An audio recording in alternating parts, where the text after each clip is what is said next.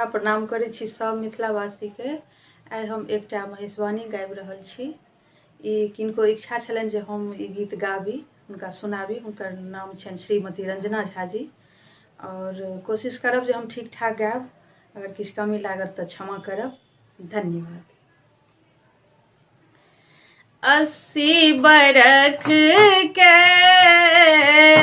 रहे एक जोगिया, 80 बरख के रहे एक जोगिया। जोगिया के संग कोना रहती हमर धिया। जोगिया जनै छै कि झूठो ना वर देखी मैना। जोगिया जनै छै कि झूठो ना वर देखी मैना। खसली झमाई 80 बरख के रहे एक जोगिया।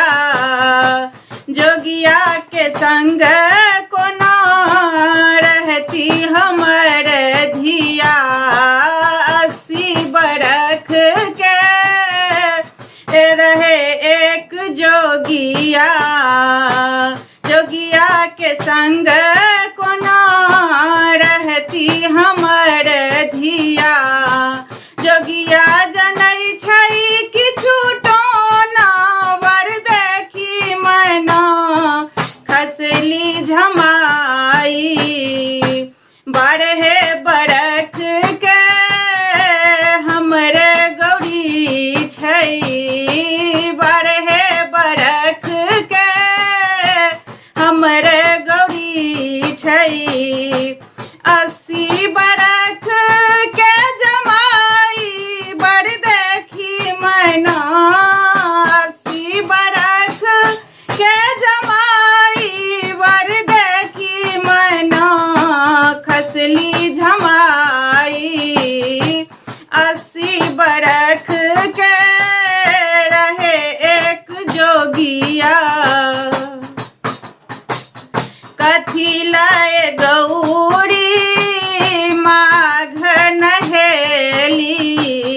कथी लाए गौरी माघ नहेली। कथी लाए पूजली तू साड़ी वर देखी मैना। कथी लाए पूजली तू साड़ी वर देखी मैना। खसली झमाई 80 बरख के रहे एक जोगिया। वर लाए गौरी माघ नहेली। वर लाए गौरी माघ नहेली। घर लाए पूजली तू साड़ी वर देखी मैना। वर लाए पूजली तू साड़ी वर देखी मैना। खसली झमाई 80 बरख के रहे एक जोगिया।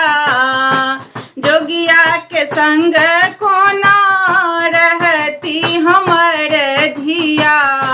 जोगिया जनै छै